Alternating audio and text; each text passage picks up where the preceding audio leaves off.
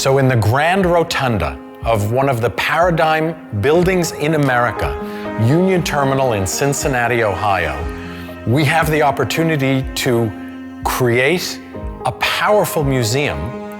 Many of the characters that are our main characters in our narrative from Cincinnati went through this very train station. And so we created 3 monumental sculptures that on the one side are documents. And then these documents that have been blown up in the air are then attached into the staircase. When you walk into the staircase and you see the real live documents that we have blown up and made bigger and accessible, it brings you in immediately. And in the lobby is a monumental mural, which is actually a graphic novel. And it's comprised of scenarios of the characters who will lead us through the entire exhibition of Holocaust and humanity. The exhibition starts in the next room. When the doors open is our orientation film. The doors close, the lights go down, and wafting across that wall are those documents. And then scenarios from our graphic novel come to life. This is my forged birth certificate. This document saved my life. And they're the ones who are going to lead us through the entire exhibition. And they tell us 2 important things. A, what you do matters. Don't think that what you do as a single individual in the world doesn't have a powerful effect on everything around you. It does matter. Everything matters, particularly your behavior. And the second thing they say is, we're about to go into an exhibition that shows the worst of humanity, but also there you can discover the best of humanity.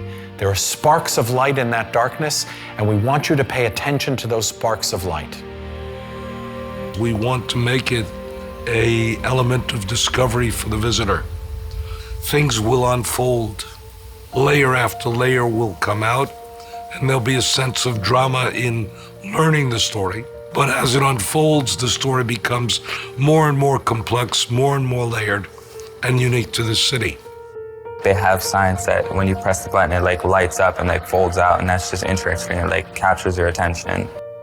There are some exhibits that use art and artifice in a very powerful way, one particularly in discussing the Einsatzgruppen, the mobile killing units, where there's a large mosaic on the wall, and what you see is a scene of execution in the forest. It's made out of thousands of bullet shells, which creates a powerful and tactile exhibit that visitors come and feel, they can touch, and has a profound impact on everybody who passes by. This project has been incredibly rewarding and incredibly complex all at the same time. There's always the challenge of, how do you tell the story? How do you ensure that you're honoring the stories of survivors, of eyewitnesses, of community members who have been willing to entrust us with their memories, with their treasures?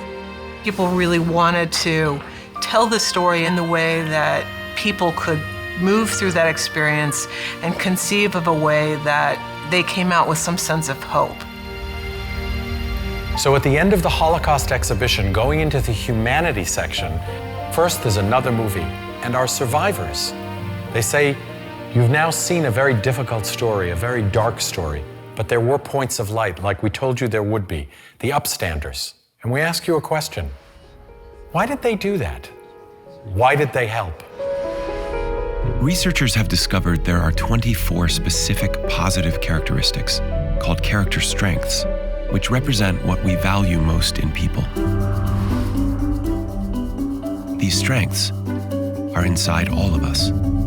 And, like Werner Koppel, we can activate them to fight injustice and become upstanders.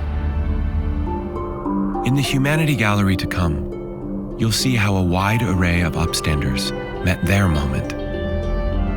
Each story is different, but together, they show how a person can activate their own unique set of strengths to overcome fear and stand up to injustice.